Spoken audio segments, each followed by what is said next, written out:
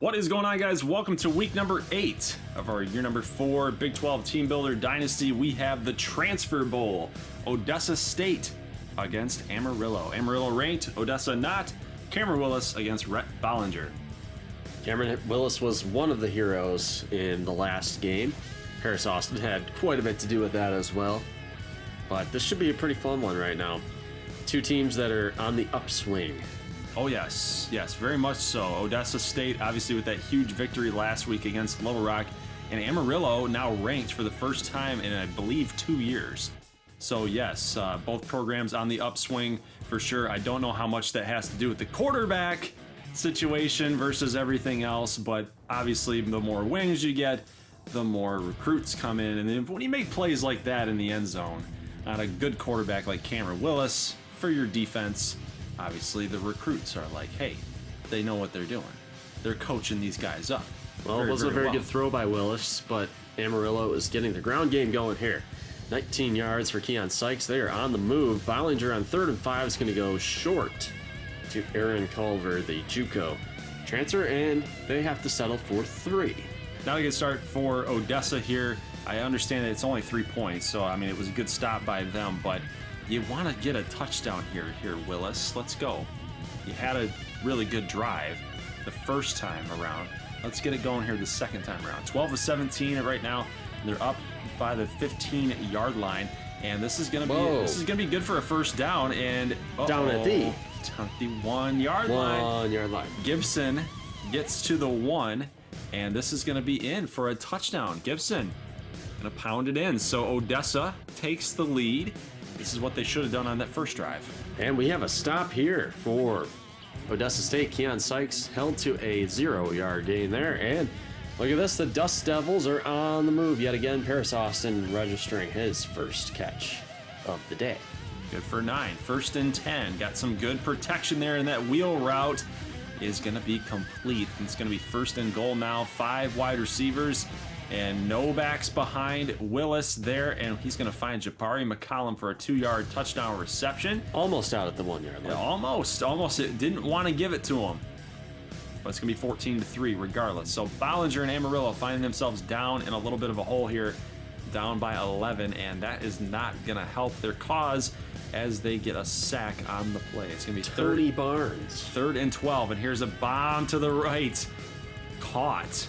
I believe that is John Hunter. Yes, it is. 37-yard reception, 2nd and 3. Really good protection for Bollinger, and a nice catch there by Orion Bradshaw, the big target. 1st and goal. Bollinger, yet again, really good protection. So this offensive line's been doing some good things here for Bollinger in this game thus far. We're already in the second quarter here, guys, if you did not take note. 4:17 to go, and David Sledge, the tight end, going to get a 3-yard touchdown pass. Yeah, so 8 of 10. He was just sitting out there unguarded on the edge. 3rd and 8 here, and here's a nice catch. Oh, I thought he caught it. Oh, man, that's a great play, though, on defense, and Odessa is going to have to give the football back to Amarillo, and now we have a penalty on the play here. Bradshaw with the catch, but it's going to be 3rd and 2. It's going to stand, so it's on Odessa State for offsides. Keon Sykes still going up the middle, still finding a lot of success on the ground. 1st and 10 here. Here's a pass complete. Back up the middle. Nice pitch and catch there by Bollinger and Quan. Nice to see him get involved here in this game in the first half. And oh yeah, baby. Robbie Walker. Robbie Walker. I've never heard of this player yet. It hasn't made his impact felt yet until just about 3 seconds ago. 17-14 here. 1:14 left to go. McCollum gets the 8-yard catch, but on 4th and 2, Odessa, yet again, gonna have to give the football back to Amarillo. And then Bollinger throws a costly interception here, as Odessa is gonna be up past the 50-yard line, and you know that Cameron Willis has a big arm. Well, look at this move by Kyle Myers. This was pretty sweet. Little stiff arm and a spin on the same play. And he delivered another stiff arm right there. And another broken tackle. Good play by Kyle Myers. He's really stepping up this year. Looking pretty good. He wanted to get his team into a really good position, and he did so on that pick. 2nd and 6. a sack on Cameron Willis for -8 yards. They do have a timeout. And on 3rd and 14, I guess you don't want to take it here. 25 seconds ticking away. You do have some time that you can kind of give up a little bit. But Wilson decides he's going to go take off rather than let the play develop just a little bit. And Jameel Crawford going to get the sack. And it's going to put him to 4th and 19. It's going to set up a field goal opportunity for Odessa State. Can they make it to tie? No. No. Because our kickers are terrible. Because I never bothered recruiting kickers for the last 3 years. Well, it's going to cost Odessa State 3 points as we head into the half. 17-14 game here. 6:17 to go. And up the middle. What a good throw. What a good play call there for Amarillo. It's Bradshaw. That is Bradshaw. Yes, it is. And then here, Ezekiel Henry. the big man. Rumble and tumble, baby. 9 yards. 1st and goal. And a pass complete to John Hunter for 5 yards. And Amarillo is now starting to pull away here. 24-14. And Odessa not responding. Like, where's the big response? I've been waiting for it since they lost the lead, and it's just not really coming right now. The busted screenplay here to Gibson. Got to get Gibson more touches out of the backfield, and not giving it to him yet. This one's going to the outside to Pat Dowdell, completed. So maybe this is that vaunted Odessa State offense that we have been looking for, but they're going to run up the middle. Yikes. On 3rd and goal from the 6. Yeah, it's not your strength. Steve Norton can't pick it up, and they're going to settle for 3. Yeah, that was definitely not Odessa State's strength in that situation. It is their passing game that they live and die by. They never attempt to run.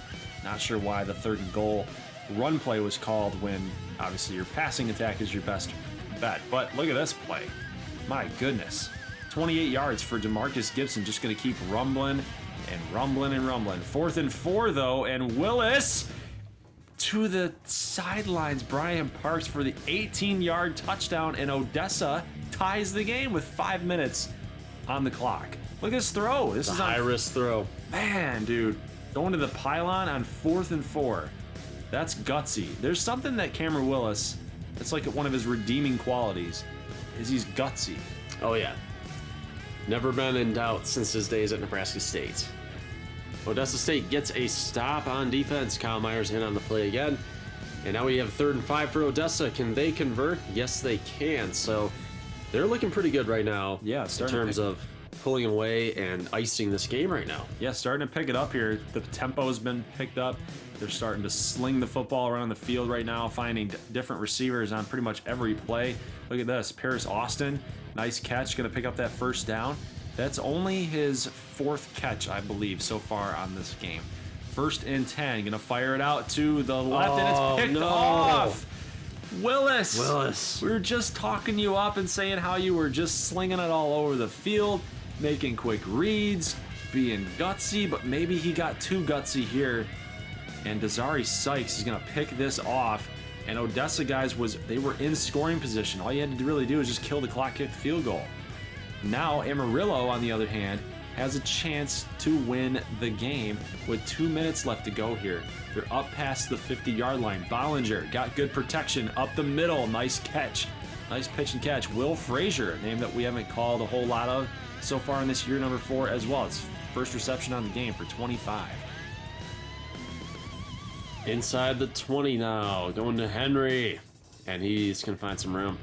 And now we are in grind the clock mode, although Odessa has 3 timeouts, so we need to see those be called down at the 1-yard line. And Amarillo calls a timeout. I love the genius play calling here. Yeah, it's unreal. It's unreal. I love it. I love it too. Marvin Ross, though, the fullback, at 17 seconds is going to get the touchdown. Hey, careful. The last time I saw that animation, it was Shreveport.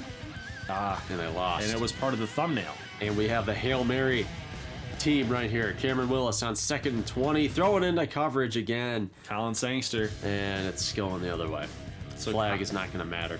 Nope. Colin Sangster picks that off, and it's going to ruin Odessa's hopes of getting a win in front of the hometown crowd here in today's team builder action. So unfortunately for Odessa, they fall to Amarillo, and for you guys that are Amarillo fans, you know, this team's now 6-1.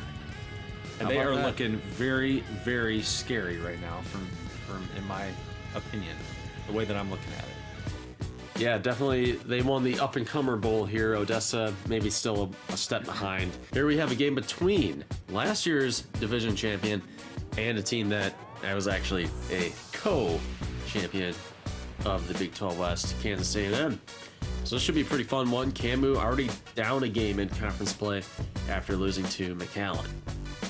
So they need some good stuff to happen early. 3rd and 3 here. Run an option or sweep out there to Diego Dobbs, and he gets stuffed by Troy Simon. It's a good start for Midland State, stopping the number 10 team in the land. You would assume that with Midland State's problems, even defensively, they've had a little bit of issues, that this would be a really tough matchup for them, and it's looking like they're holding their own as Dexter Whiteside is going to find Ulysses Neely for 13. 2nd and 7 here. Good protection. And they're going to fire out to the left to Rex Austin for 6. It's going to be 3rd and 1 situation here up past the 50. They're going to elect to throw it. And Whiteside in the middle of pressure. Oh, I thought he had caught that. But Jeremy Collins is going to get the deflection. So at least Camu gets the stop here. And risky pitch by Jace Freeman. You got to wonder, like, what is going through Jace Freeman's head as of late? Because he has not played very well. Well, those kind of decisions hurt them against McAllen in the previous game. So, yeah, a little more caution, please. Look at this catch, though. Nice grab. Dallas win for 21. This is a very skilled wide receiver set. And Midland opened the year running the football a lot, but they really want to utilize their receivers in Big 12 play if they feel like there's a matchup that they can exploit. Camu's secondary is exploitable this season. Not a ton of experience, but Dexter Whiteside down at the 1 yard line. Shortened field too, so 3rd and goal now, and it's going to be hard to throw in tight spaces. It's going to be difficult to throw, and man, Whiteside just put that thing where it needed to be. And Vince Barrow in the back of the end zone is going to make this catch for a touchdown, the first touchdown of the game, first score of the game. We're already here late in the first. Jace Freeman going to get sacked.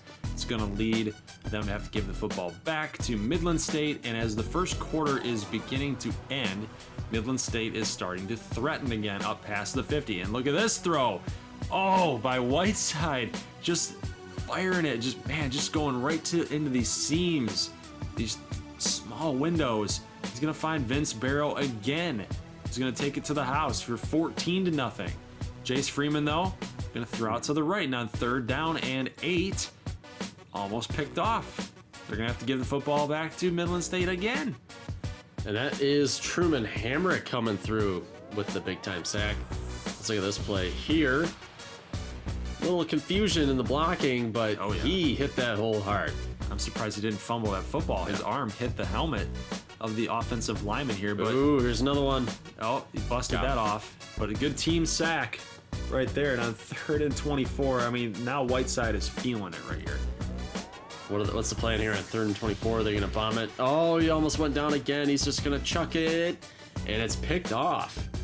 This might work like a punt as long as the return isn't huge.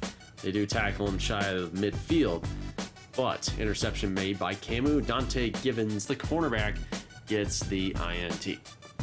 Yeah, so the secondary for Camu is being challenged, and they came up to that challenge. Very good. Very nice. Very nice. Sack, though, on Jace Freeman by Brock. 3rd and 18, so Camu going backwards continuously. But here's a nice throw to Roy Hall. He's going to be up there for a 51-yard gain. 3rd and 9. Pass out to the left. Into the end zone. Man. It's going to be picked off. What's going on with all these interceptions today? I don't know, but I continue to ask the question to you guys out there as well. In the comment section, if you guys are viewing this, this is not the Jace Freeman that we've come to know, is it? It's just not. To me, I've seen better, and I'm actually wondering what the heck is going on with him. So we don't have a score for Camu, and Midland State already threatening again, but look at Dexter Whiteside. Wow, escaping pressure, throwing on the run. Dylan Fowler with some broken tackles going into the end zone. Going to be 21-0. I mean, look at this throw. That's a John Hicks type of throw. Off balance, right on the dot, right on the money, and then let your receivers make the play for you. 3rd and 15 for Camu. Nothing doing. Jameel Carter makes the reception outside, but in a 21-point hold right now, this is not going to get it done. They need a change of possession. Oh, a fumble! And that is what the doctor ordered. Wow, so a minute 35 left to go. And you're exactly right. This is a turnover that they absolutely needed. And Hamrick on Austin. always involved. Man. Him and Kyle Owens, between those two guys, they're always doing I something. love what I see out of Truman Hamrick, no doubt about that. Jameel Carter for 9. KMU can get on the board before halftime, and they do. So they're going to stay alive in this ball game. 21-7 now as Diego Dobbs enters the end zone. 22 seconds left, and Midland State's already up by the 40-yard line, and they're going to go to the right, and they didn't give him that catch. They will review it. And let's see, the ball is bobbling. Yeah. Not secured. Now it's secured. And they gave him a catch. Are you serious? But a drop is made there, so no harm, no foul for KMU, as the field goal is up and no good because the kickers suck. 21-7.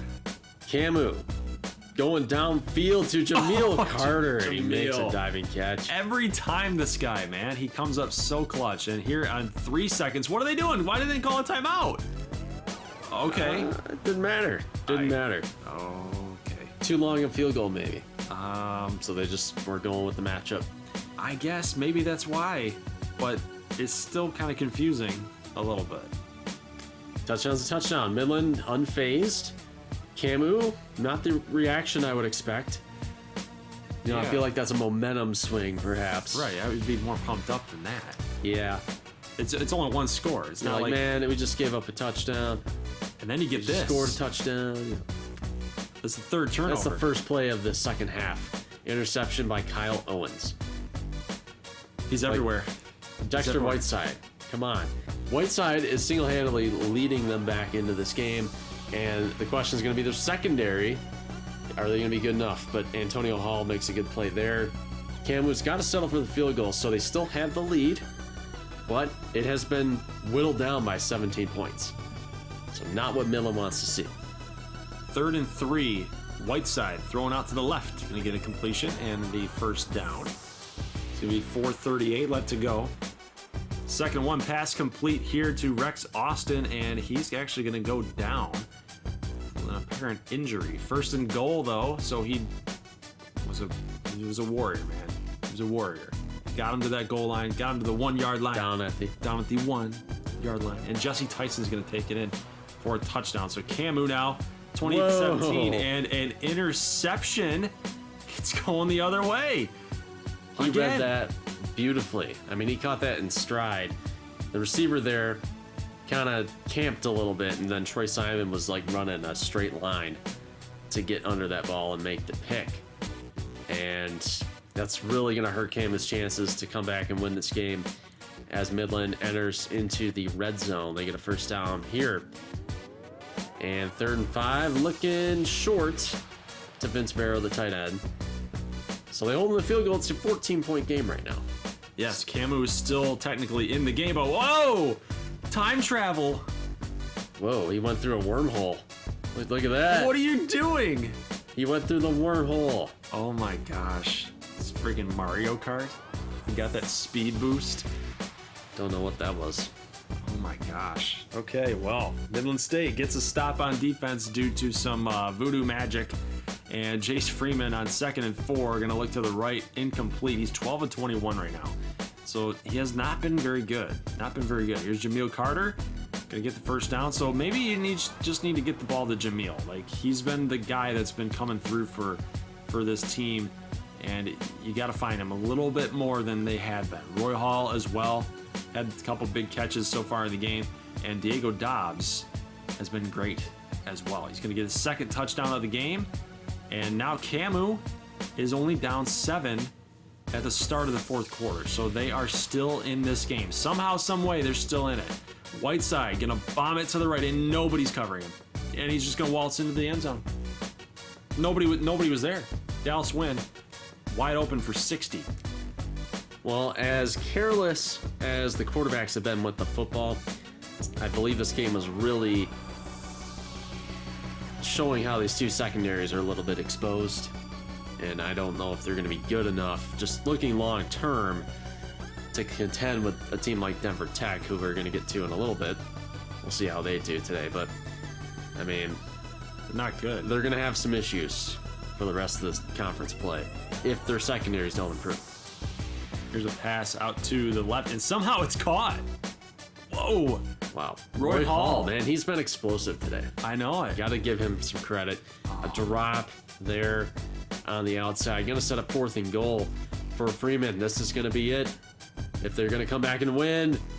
Oh, Jameel Carter They goes should've- out of the end zone and he's down at the 1 yard line. They should have given him forward progress, man. I think he was in the end zone, but That's forward progress.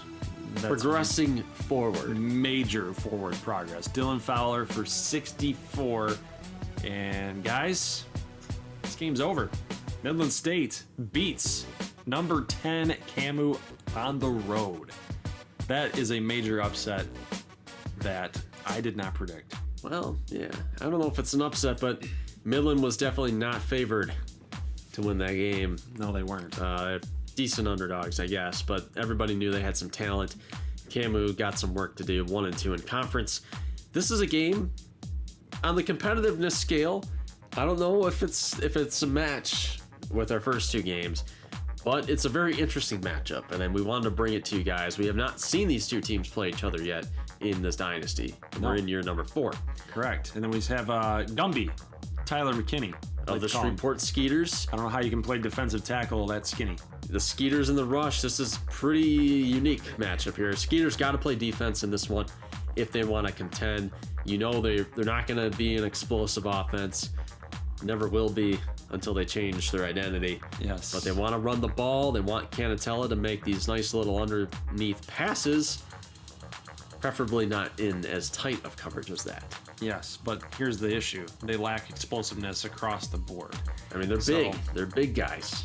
Yep. And when you've got receivers that don't have a lot of explosiveness, you're not going to find a lot of wide open receivers. It's going to be a lot of contested coverage Right. constantly. And then when you have a quarterback, you compound that issue with a quarterback that can't zing it and can't throw people open. You've got Hey, a world of problems. The energy, though, looking good for Shreveport. They're moving the ball down the field, picking up a few first downs. Demetrius Marks gets 10 for the Skeeters. And this run is going to be short by Seidel Riggins. Hauled down there. And Kitayama's going to come on for the long field goal and the accurate Wow. and good kicker. I mean, he's Yeah. one of the top 2 kickers probably in the dynasty right now. But he's going to miss a little bit right, and Shreveport had a chance to take the lead in the first quarter. Just keep that in the back of your mind here, guys, as we go through this video. Just to let you know. Just telling you. Just telling you. Alex Makovich here for 7, and on 2nd and 3, he's going to go to the left on a read option. And he's going to get 5, so he does get that first down. And they're just standing over him, kind of getting a little, saying something a little bit, trash talking. Napoleon McQueen going to get 12, first down. Minute 33 left to go, and I believe that's Scott Thomas. Down, I think. Down at the 1 yard line for 9 yards. 2nd and 1, though, and this time he's going to pound it in They're going to get 2. untouched. I say that's 1.5. 1.5 yards. I would agree with that. 2nd and 6. Can't tell. Facing some pressure, and look at this up the middle. Yeah, Rob Jackson. A name that we've seen every now and then. Number We're 2 more running used to back. Travis Jackson. No relation. Here's Canatella under siege. Going down by Stefanski. 3rd and 16, though. This is not where Shreveport wants to be. No, not with Cantel at the helm. They're going to pick up Inside. 8. Marks gets 8. 4th and 8, they're going to have to punt the football away to the number 4 team in the nation. And they're starting to open up this offense. Elliot Hushka has been here ever since we started this dynasty, and he's going to go for a big game. And here is Nick Burns. the guy that, MIA the last game, yeah, but good to see him back. Last couple games. Alex Makovich into the end zone for another 7. Shreveport behind the 8 ball. Gotta make something happen here, man. if they want to stay in this game. Really bad tackling, really bad angles. You got to wonder if where's the passion here on the road. Here's Canatella facing a little bit of pressure and looking for Doucette, and he's picked off. And then honestly, that's not a throw that you need to make. Throw the ball away, man. You're not even in the pocket at that point. Throw the ball away. So 14-0 here, and again, poor tackling on Shreveport's part. And McQueen is going to go for 14 here, 1st and 10. Got good blocking, and he's going to bowl over the defender. And Napoleon McQueen, not a guy known for his power, is going to power it in for a 21-0 start against the Shreveport Skeeters. Second quarter, man. And Kerry Ashley is checking into the game now. Coach LaDuca has seemingly seen enough. Well, I know a lot of you guys have been calling for it, so here it is. We have Kerry Ashley.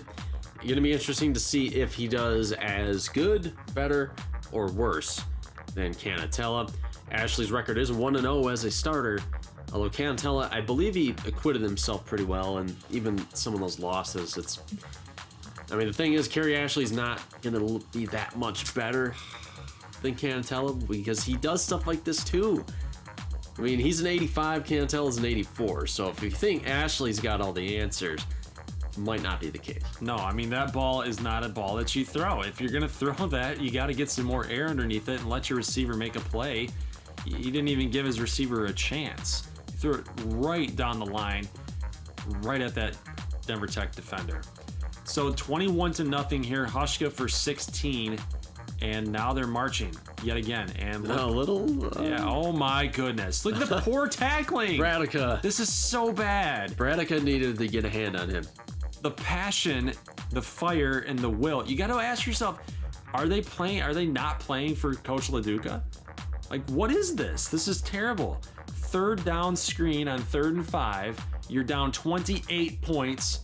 A minute 44 left to go. Like, you can't Riggins do it. could have fought for that 1st down harder. Exactly. And then another missed tackle. Not enough to stop him short of the 1st down. A minute 4 to go. Lefty throwing. Up the middle. 1st down. Up past the 50. Minute left to go. Timeout. I mean, Denver Tech's going to keep going, guys. It's going to be pedal to the metal here. Yeah, they're not stopping. And look at this bomb. Just an absolute laser to the right side. Touchdown by Makovich. I mean, what is going on with Shreveport? It's 35-0. 35-0. They've scored 5 touchdowns. Oh, fumble recovered though by Shreveport.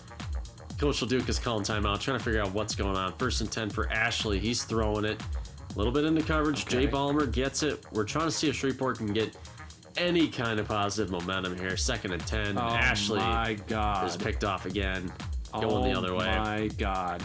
Denver can score again. Better stop him. Ashley finally makes the tackle to push him out of bounds.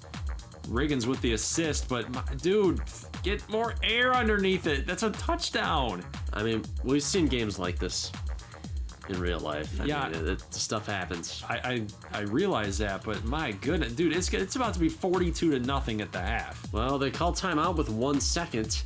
Okay. Well, time not expiring. DeGrosevich comes on and hits the field goal. 38. Zip. So the change in quarterback is not helping. It would have been probably the same result had Canatella been in there. I mean, just look at the offensive numbers. 106 passing, 25 rushing. So now Shreveport's identity has totally been stolen from them because of this almost seemingly insurmountable deficit. Right. And, you know, with Ashley, it's kind of like if you bench Canatella early, you can't really go back. Like, you made your decision. Right. So Ashley's got to finish the game. Can't pull him now. Maybe Canatella gets back on track with a good week of practice, you know, but maybe Ashley finishes strong here, plays well down the stretch, maybe earns a start next week, but both quarterbacks not really doing their best so far today. Like, I understand that it's the number 4 team in the nation and it's on the road. They're hosting you. They've won a national championship in the last 3 years. It's a tough team, but I mean, you can't do stuff like this. Yeah. Like they look totally lost right now. Through the air, through the ground, it doesn't matter. The defense looks bad. It's a disaster right now. And maybe I'm reading into it way too much because of the score right now, 55-0. But you know, this has been something that's been in progress through the last 3 years of this dynasty, of this series, is that Shreveport has kind of been playing over their heads.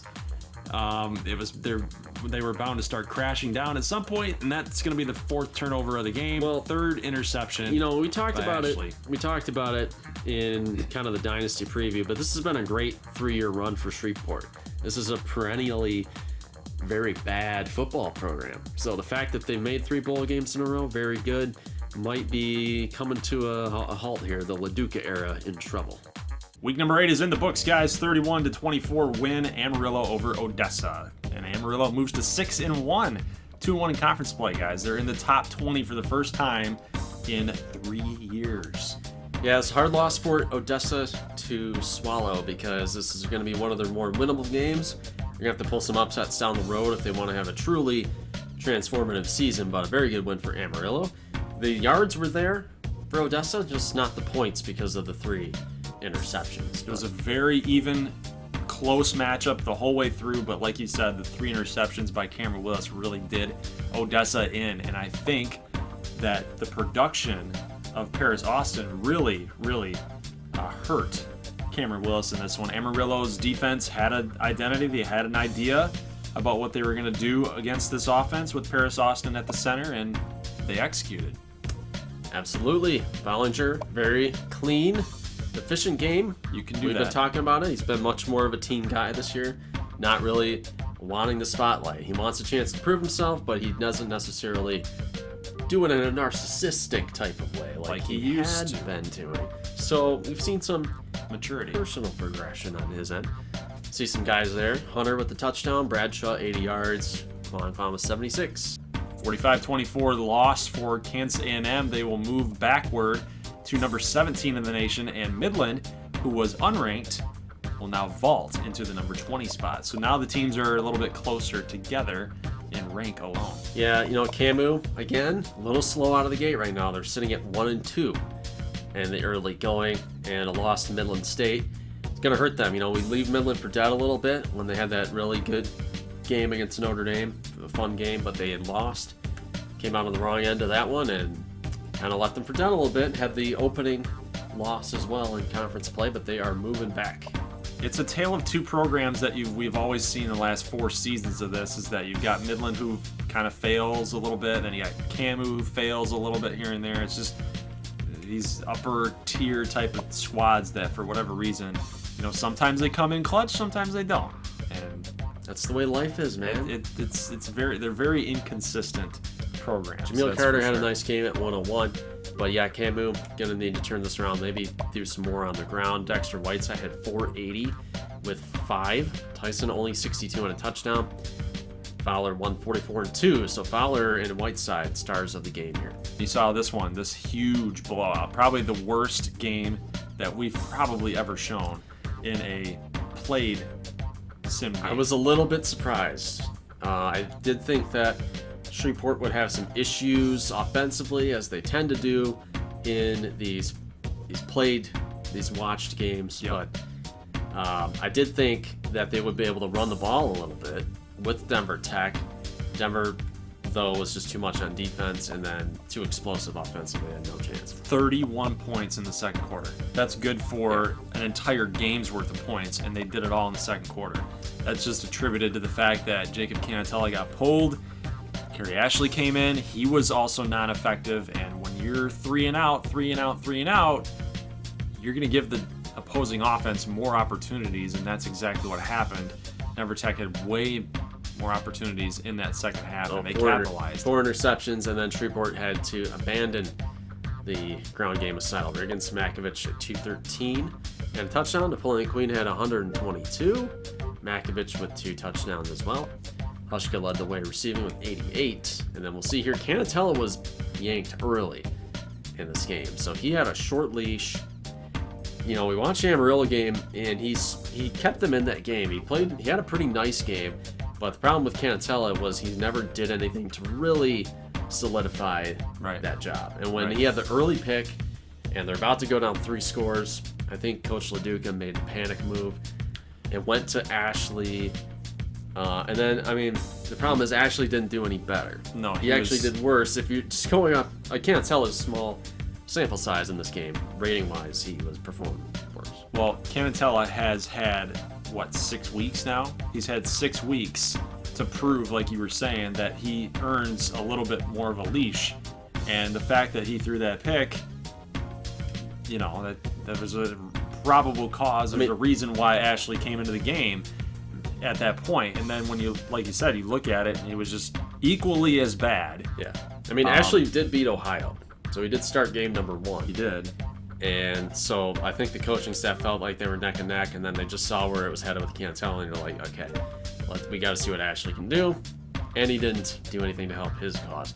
Riggins had 77 rushing. Receivers did basically nothing. Custom recruits, Jay Ballmer with 34, and Travis Jackson had 40. We got 2 Jacksons. And then, so it just was not good enough. As if we expected anything different, 42-17, McAllen beats Uba. So Uba still struggling to find their offensive identity in this year number 4. Yeah, and Lamont Christian did play in this one, although I think that maybe for the next game you might be looking at Buster Smith time. 2 interceptions, 3 fumbles lost. They were just sloppy. They're just not prepared. They're not a prepared offensive unit. Definitely not. 108 yards passing for McAllen.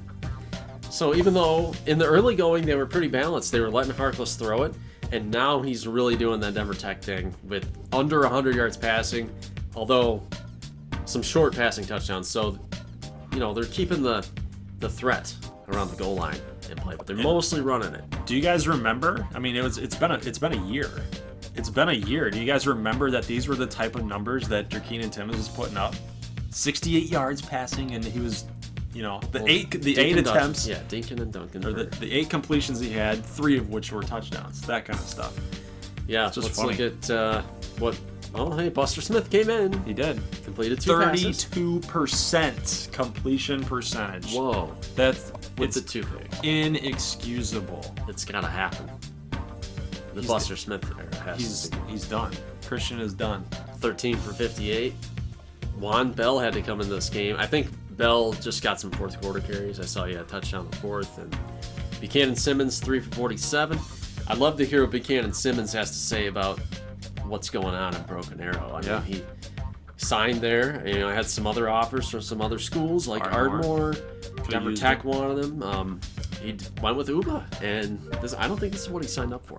The surprise of the week, guys. The surprise of the week after all of the drama that had been happening in Little Rock between Buddy Monroe, Gunnar Rivers, the fans, the alumni. Everybody was talking about, is there a rift? What's going on? And they come out and they beat rival in Arkansas Christian. They beat ACU 28-17. This is pretty stunning. ACU going to fall to number 8. And this is the first time, correct me if I'm wrong, that ACU has lost in a simulation. Other losses have come in either Ardmore playing against them or another CPU team. But this is the first time they've lost in sim. Denver Tech has never lost in sim yet. So, pretty shocking. And, usually, like, when ACU loses, we kind of want to broadcast it, Like, we want to show them in a competitive game. They've never been upset in a game where we weren't expecting it to happen. And it actually happened here. Little Rock knocks them off and possibly saves their season. Yes, and we were just talking about how Little Rock needed that game against Odessa, got their hearts ripped out from their chest, and then they come out and do this against ACU. I mean, this is unbelievable, guys. This is unbelievable. They beat the number 1 team at their place. I don't even know how ACU was held to 17 points because the offensive numbers are fine. 448. You do see the 3 turnovers, but Gunnar Rivers threw 4 interceptions. So that's a wash. Yeah. So how do they keep him out of the end zone with all those yards? I don't know. I have no idea. 3 touchdowns, 4 picks. I mean, and he still completed 66%. That's respectable. And you know, he's muscled up. He muscled up. Not really. And 4 picks is bad. I don't think they should. I don't know how they won this game. I got to give credit to the defense. The defense won them this game. I don't think there's any doubt about that. I mean, look at Russell's numbers. Held him under 300. Running game, Penner had 48 and David 65. So they actually committed to running the football. Russell had one of those fumbles, so it must have been some wide receivers who fumbled. But I can't believe that they lost this game. It's weird about how this game ended out. But guys, Little Rock beats ACU. ACU now moving down to the number 8 team in the land. Let's go ahead and take a look at week number 9. And just real quick, I'm not doing a preview. We'll do that for Wednesday's video. But we have Ardmore against Denver Tech, 1 versus 3. And because ACU lost, Ardmore moves up. McAllen, though, does Ardmore deserve that? They go to number 2. Ardmore deserves that over Denver Tech. I don't think we do. No, we're for whatever reason we're always a little bit. I don't want to say overrated. The media likes you. The media, they do. I don't know. You remember you got that BCS bid over ACU? Yeah. People didn't think that should have happened. I don't get it. We're going to take on Shreveport. Shreveport is going to have their backs against the wall. It'll be interesting to see who plays at quarterback. You got this huge rivalry game here, Odessa versus Midland. You got Camu at Amarillo. Interesting matchup. This is pretty cool. 17-18. So that should be pretty tight. McAllen at ACU. Dude, ACU's got a rebound now. This is like a 4-game upload. It's gotta be. And then Little Rock and Broken Arrow. Hey, if Little Rock just lost, or if Little Rock just beat ACU, maybe a Broken Arrow can do that. No. You don't think Buster Smith can do it? I think you were right preseason when you said it's gonna get bad for Broken Arrow, and I was like, dude, what are you talking about? Well, Buster Smith's scheduled to start, so we'll see if things change. Yes. So guys, we will see you in the week 9 preview video. Hey, you know what? It's in my old name, Gold Glover 9. Week 9. We're gonna get another W here. We're 6-0. You flip that upside down, it's a 9 again. These are some stretches. These are some signs. All right, guys, leave a like if you like this thing, and if you're new to the channel, make sure you hit that red button for subscribe or my logo in the bottom right-hand corner. And week number 9 picks are available to you guys. Standings are updated as well. So make your picks for week 9, and we will see you on Wednesday for the preview vid. As always, peace.